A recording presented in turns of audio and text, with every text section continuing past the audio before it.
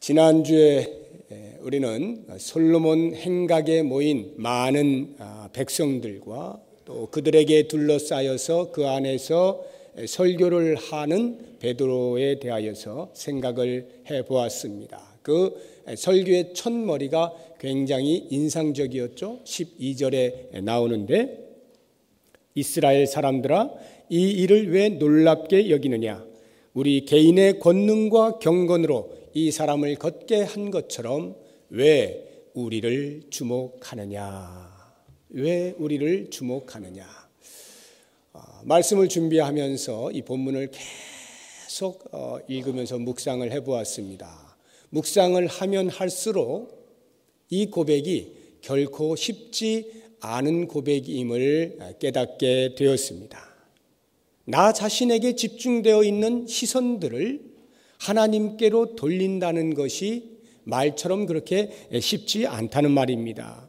왜 나를 주목하느냐라고 말하는 것이 생각만큼 쉽게 나올 수 있는 말이 아니라는 것이죠.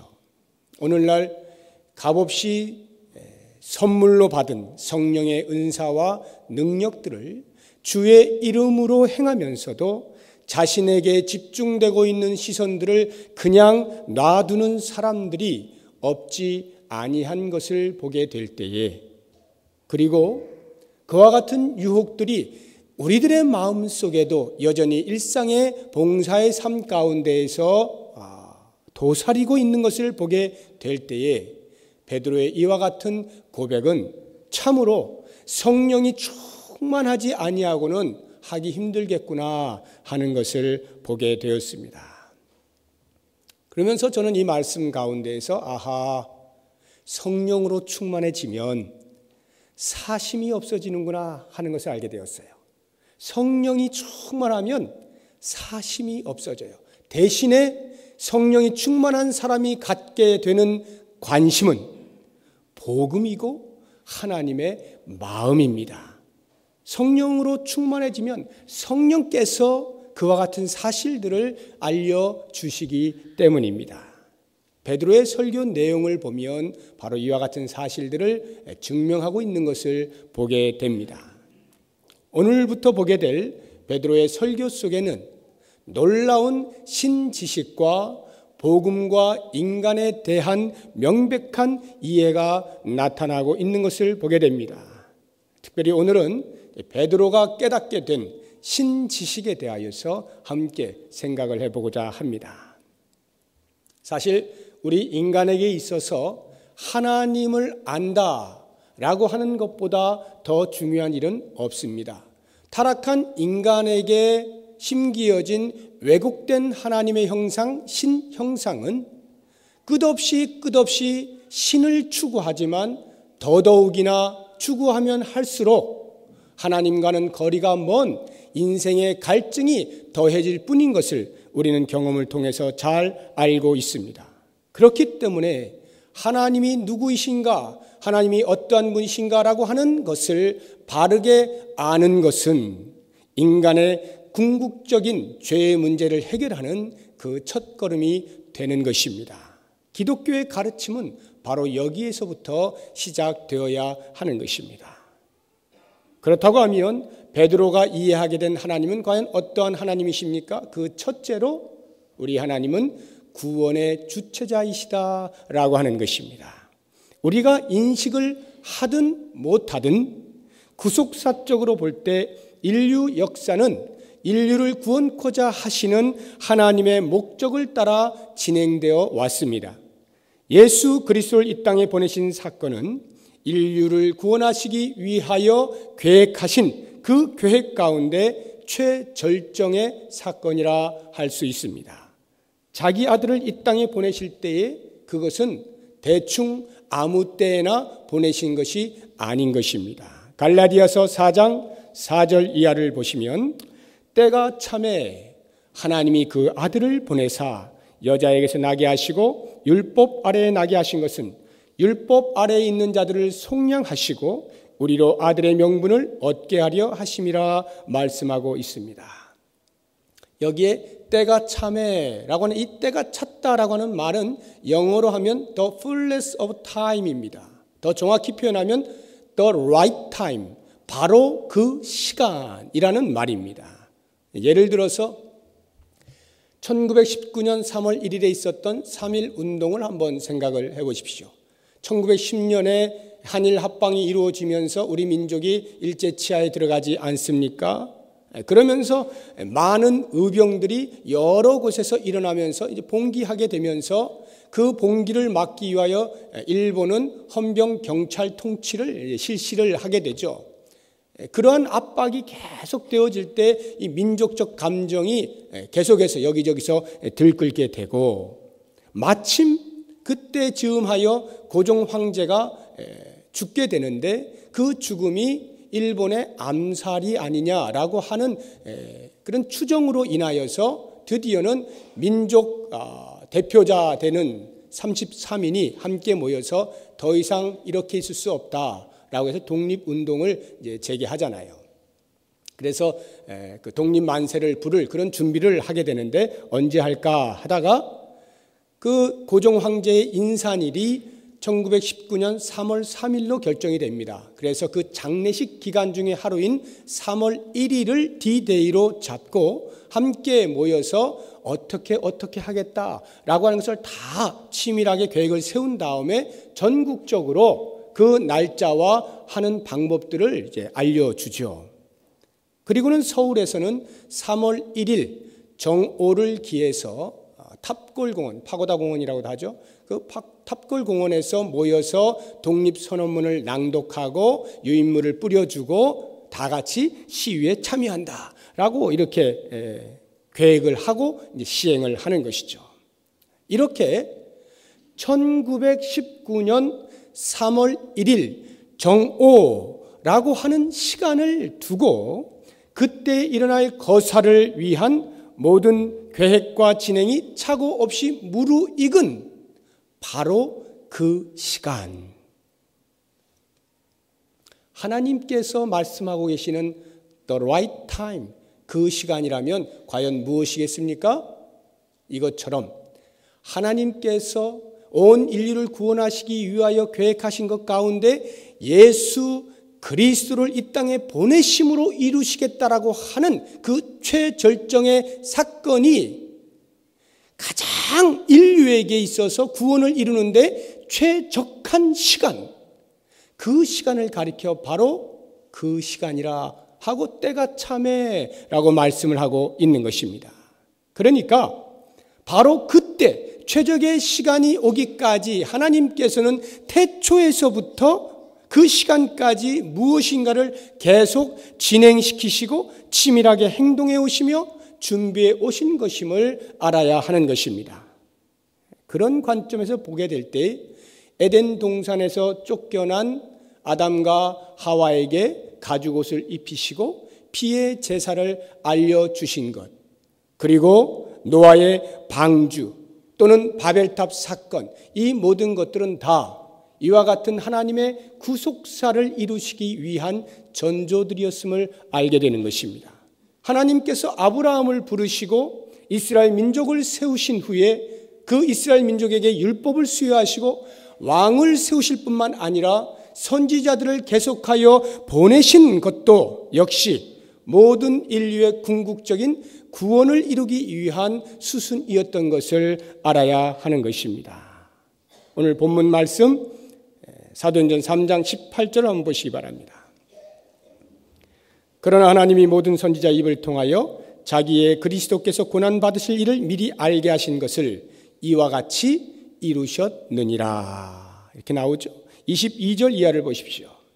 모세가 말하되 주 하나님이 너희를 위하여 너희 형제 가운데서 나 같은 선지자 하나를 세울 것이니, 예수 그리스도를 말합니다. 너희가 무엇이든지 그의 모든 말을 들을 것이라.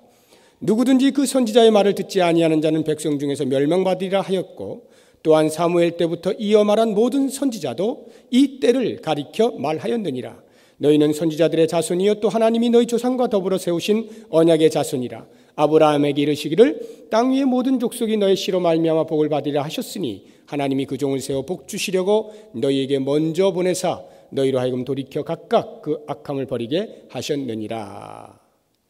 그러니까 하나님께서는 이미 오래전부터 선지자들을 통하여 구속주에 대한 예언을 하게 하심으로써 그들로 하여금 그 메시아를 대망하도록 만들어 놓으신 것입니다. 그리고 그 주변도 보시게 되면 그리스도가 오시기까지 알렉산더 대왕을 통하여서 헬라 문화를 꽃피우시면서 언어를 통일시켜 놓으십니다.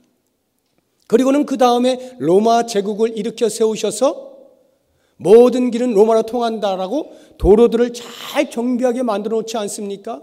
이 모든 것들이 우리가 그냥 볼 때에는 역사 속에서 있는 일들에 불과하지만 하나님의 구속사의 관점에서 보게 되면 이것이 바로 예수 그리스도의 오심을 위하여 철저하게 준비하시고 진행하고 계시는 하나님의 손길인 것을 알아야 하는 것입니다.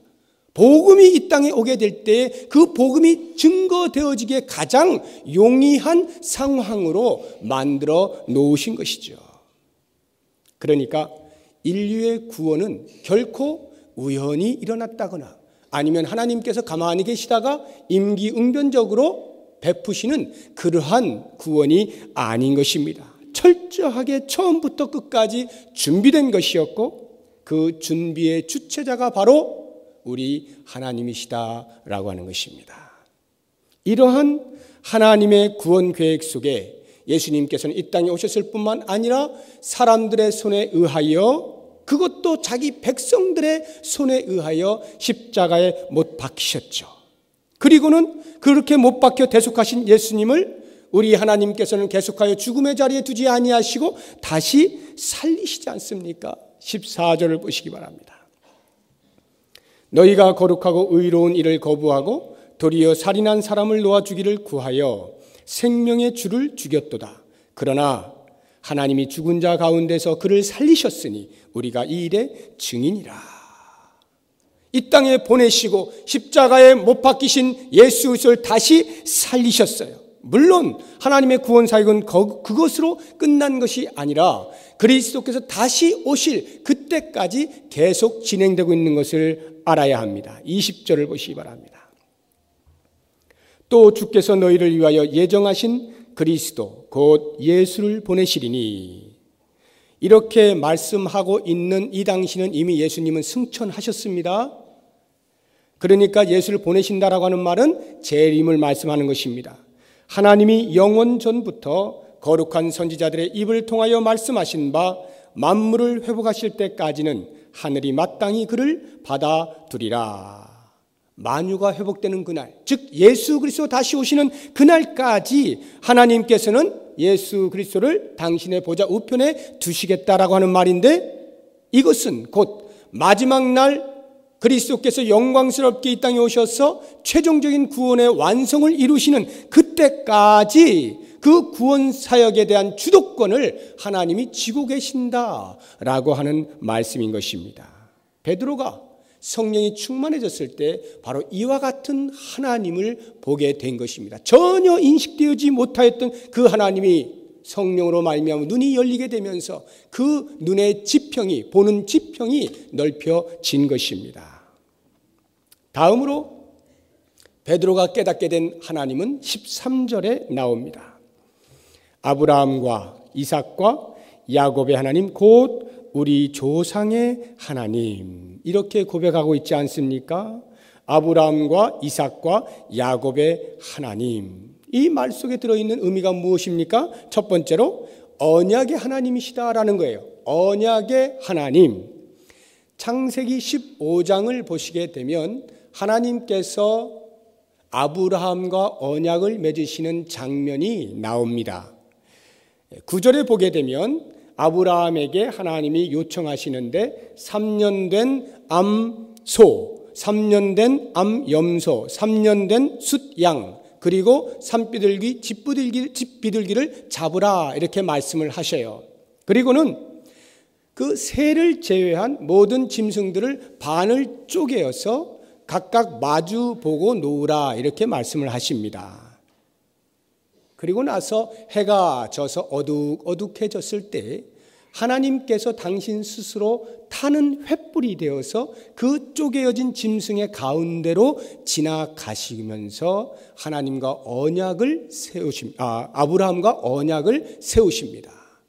이 언약을 세우시는 장면을 우리가 이제 보게 되면 그 당시에 고대 근동에 이와 같은 언약 체결 방식이 문화적으로 있습니다. 어떤 경우냐면 한 나라가 다른 나라를 침략을 해서 정복을 하게 되면 종주국이 되고 속국이 되지 않겠습니까? 그러면 이제 그 안에 이제 어떻게 해야 되는 그 언약 체결서가 이제 작성이 되겠죠.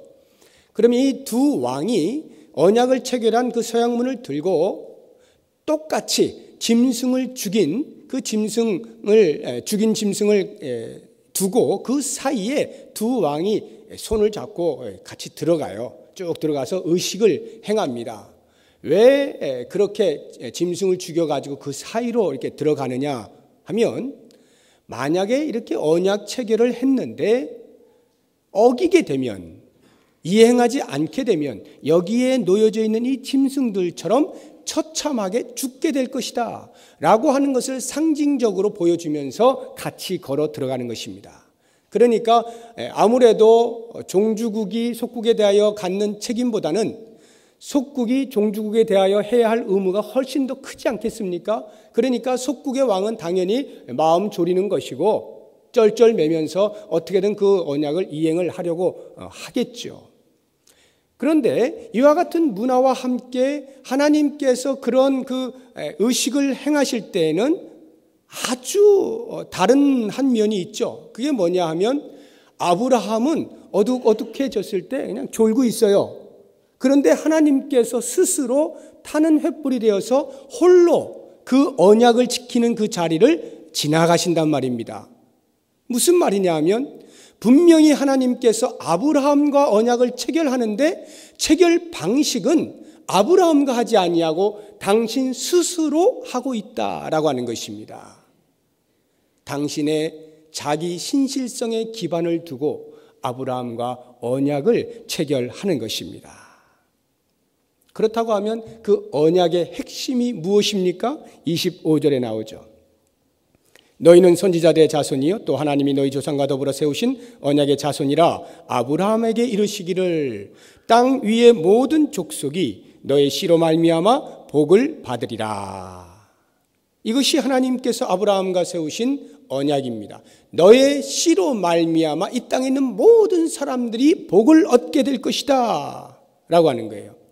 실제로 베드로는 하나님께서 아브라함과 맺으신 이 언약을 잊지 아니하시고 2000년이 지난 바로 이 순간 예수 그리스도를 통하여 지키셨음을 똑똑히 보게 된 것입니다. 성령으로 충만해지게 되면 이렇게 하나님을 아는 지식에서 자라나 우리의 구원의 감격을 크게 더하게 되는 것입니다.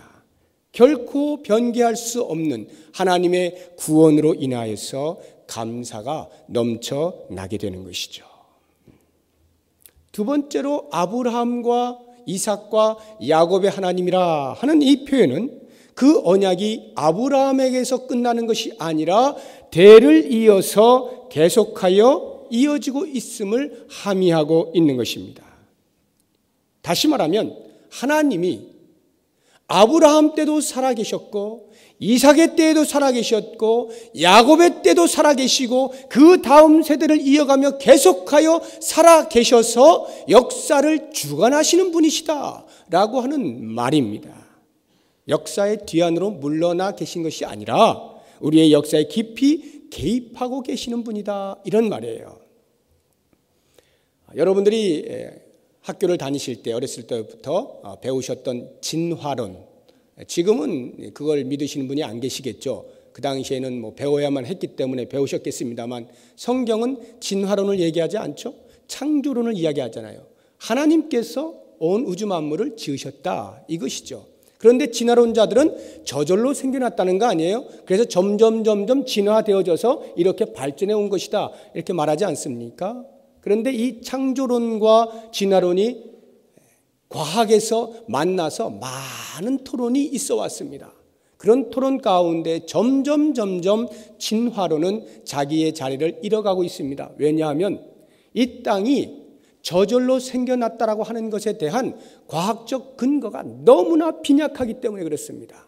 그래서 요즘에는 워낙 진화론자들이 많기 때문에 일시에 부정할 수는 없겠으나 과학적으로 볼 때에 그 진화론의 이론이 잘못된 것임을 알고 있는 많은 사람들이 또 다른 이론을 내세우는데 그게 바로 유신론적 진화론이라고 하는 것입니다. 이 유신론적 진화론이란 창조론을 두둔할 수는 없겠고 그러자고 하니 학자의 양심으로 진화론이 잘못된 것은 알겠고 해서 만들어낸 것이 바로 유신론적 진화론인데 그 이론에 의하면 이런 것입니다. 이 땅에 있는 것들이 저절로 생겨날 수는 없겠구나 하는 것을 인정하면서 누군가에 의하여 창조되어졌다. 이것을 인정하는 거예요. 대신에 그 창조주가 인류를, 천지를, 만물을 창조하고 나서 그 다음 계속하여 간섭한 것이 아니라 역사의 뒤안으로 물러났다는 것입니다. 그리고는 그 다음부터 이 창조되어진 만물이 진화에 의하여 점점 진화되어져서 오늘날까지 이렇게 온 것이다 라고 적당히 창조론과 진화론을 섞어 놓은 것이 바로 유신론적 진화론이라 하는 것입니다. 그러나 우리들은 금방 알죠. 진화론이 터무니없는 이론이라는 것과 동시에 유신론적 진화론이라고 하는 것도 터무니없는 말이죠. 왜냐하면 성경은 우리에게 분명히 말씀하고 있잖아요. 하나님께서 지금도 살아계셔서 역사를 주장하고 계신다라고 말씀하지 않습니까? 그런 면에서 이 유신론적 진화론, 역사의 뒤안으로 물러나셨다라고 하는 것은 말도 되지 아니하는 것입니다. 이 말을 신앙 안에서 좀 더 쉽게 이해를 해서 말씀을 드린다면 이런 거예요. 하나님께서 인간에게 먼저 자신을 계시하시는 분이시다 이런 말입니다. 하나님은 죄를 지은 아담과 하와를 먼저 찾으시죠. 아담아 너 어디 있니? 이렇게 찾으시지 않습니까? 우상의 도시 갈대아 우르에 있던 아브라함을 먼저 영광의 하나님으로 나타나 만나주시지 않습니까? 형 에서를 피해 도망가던 야곱을 베델에서 만나주시면서 언약을 맺지 않으십니까? 사명을 망각한 채 미디안 광야에서 양이나 치고 있던 모세를 떨기나무 아래에서 만나주시지 않습니까? 범죄한 다윗에게 하나님께서는 나단을 통하여 죄를 지적하면서 다시 회복시키기 위하여 만나주시지 않습니까? 다메섹으로 예수를 믿는 자들을 잡으러 가던 그 사울을 길에서 만나서 변화시켜서 하나님의 사람으로 일꾼으로 바꾸어 주시지 않습니까? 인생의 목적이 무엇인지 알지 못하여 갈증을 느끼고 있던 어거스틴을 만나주신 하나님, 종교적인 회의에 빠져있던 마틴 루터를 만나주신 하나님, 깡패가 되어서 예수 믿는 사람들을 괴롭혔던 기믹들을 먼저 만나셔서 목사의 길을 걷게 하시는 하나님, 모든 역사의 인물들을 우리 하나님이 먼저 만나 주신 것입니다. 저는 개인적으로 6살 때 교회를 다니기 시작했습니다. 한 번도 빠짐없이 잘 다녔습니다. 비록 말썽을 피우며 다니긴 했지만 아무튼 교회를 잘 다녔어요. 그러나 제가 인격적으로 하나님을 만나게 된 것은 중3 때로 기억이 됩니다.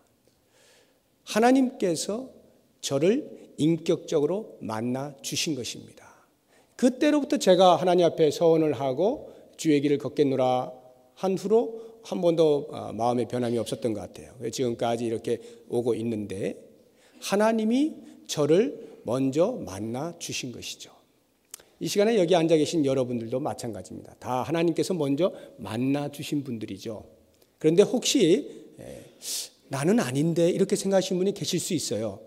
나는 하나님을 아직 만나지 못했는데 내가 먼저 교회에 나왔는데, 내가 예수 믿기로 작정하고 나왔는데 라고 생각하시는 분이 계실 수가 있습니다. 그러나 그분들이 조금 시간이 흘러서 하나님의 말씀을 좀 더 깊이 깨닫게 되게 되면 하나님께서 바로 그와 같은 내가 교회를 나가봐야지라고 생각하는 것조차도 하나님이 먼저 만나 주신 결과인 것을 고백하지 않을 수가 없게 됩니다. 하나님이 만나 주셨기 때문에, 하나님이 보여주셨기 때문에, 계시하셨기 때문에 우리로 하여금 눈뜨게 하시고 그 그리스도가 구세주인 것을 고백하게 만드셨다라고 하는 것이죠. 이게 무슨 말입니까? 왜 제가 지금 하나님이 우리 인간에게 먼저 계시하셨다라고 말씀을 드리느냐 하면 바로 그 하나님이 살아 계시다는 거예요. 살아 계셔서 역사를 주관하신다는 것입니다. 오늘도 일하시고 행동하시고 진행하시는 살아계신 하나님이시다, 이런 말입니다. 그 어떤 종교의 창시자도 먼저 인간을 만나는 신이 없어요. 왜냐하면 그 신들은 다 죽은 신들이기 때문에, 사람의 손에 의하여 만들어진 신들이기 때문에 그 신들이 먼저 인간을 만날 수가 없는 거예요. 다 인간이 그 만들어진 신에게 쫓아가서 비는 것뿐이지 먼저 나타나 계시하시는 신이 하나님 외에 없는 것입니다. 그러므로 기독교라고 하는 것은 인간의 역사 가운데에서 언제나 살아계신 하나님을 입증하는 사건으로서 자리매김을 할 수 있어야 합니다. 기독교의 신앙이란 과거에 캐캐 묵은 교훈이나 이론을 반복하는 것으로서가 아닌 오늘날에도 여전히 계속하여 일어나는 사건들의 연속이라 하는 것입니다. 그래서 우리는 예배 가운데 임하시는 하나님을 경험하게 되면서 말로 표현할 수 없는 기쁨을 맛보게 되는 것입니다. 그래서 우리들은 일상의 삶 가운데에서 찾아오셔서 세미한 손길로 만져주시는 그 하나님의 자비하심과 긍휼하심과 오래 참음을 만나게 될 때에 우리의 뼈가 녹아 들어가는 것과 같은 깊은 감사와 감격과 환희의 경험들을 할 수 있게 되는 것입니다. 이 모두가 다 하나님의 일하심의 증거다라고 하는 것이죠. 사랑하는 성도 여러분, 우리가 믿는 하나님은 결코 관념적 하나님이 아닌 것을 꼭 기억하시기 바랍니다. 칼 바르트는 이렇게 이야기했습니다. 우리가 믿는 하나님이 실상이든 허상이든 상관하지 아니하고 우리의 믿음이 그 대상을 실체화할 수만 있다면 그 대상은 곧 하나님이 된다. 여러분, 우리가 믿는 하나님은 그런 하나님이 아니에요. 우리의 믿음으로 실체화시키는 그런 하나님이 아니라 지금도 역사 가운데 살아계셔서 우리 앞에 나타나시고 우리의 삶에 깊숙이 개입하시면서 삶의 현장 가운데서 우리와 함께 신음하시고 고통하시고 위로하시고 격려하시는 살아계신 하나님입니다. 그 하나님을 우리가 믿고 있는 것이에요. 베드로는 성령이 충만해지면서 바로 그 하나님을 고백할 수 있게 된 것입니다. 아브라함과 이삭과 야곱의 하나님은 곧 나의 하나님이시다. 이 고백을 하고 있는 것입니다. 마지막 26절을 우리 다 같이 보면서 말씀의 결론을 맺겠습니다. 26절 같이 한번 읽어보겠습니다. 하나님이 그 종을 세워 복 주시려고 너희에게 먼저 보내사 너희로 하여금 돌이켜 각각 그 악함을 버리게 하셨느니라. 거기 보시면 하나님이 그 종을 세워, 그 종이 예수님입니다. 예수님을 세워 복 주시려고. 그러니까 예수 그리스도를 이 땅에 보내셔서 십자가에 못 박히게 하시고 다시 부활케 하시고 승천하셔서 보좌 우편에 놓으시고 다시 재림케 하실 이 모든 구속의 역사를 주관하시는 하나님께서 그 목적이 무엇이냐? 바로 우리를 복 주시기 위함이라는 거예요.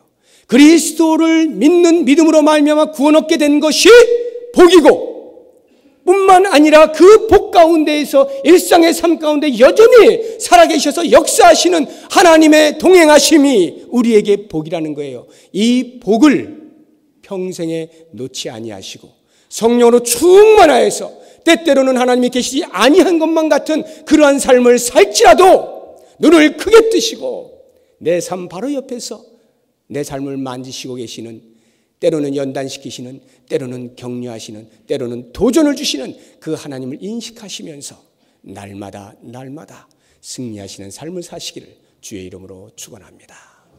기도하겠습니다. 하나님, 성령으로 충만케 하여 주옵소서. 하나님을 아는 지식에 날마다 자라가게 하여 주시옵소서.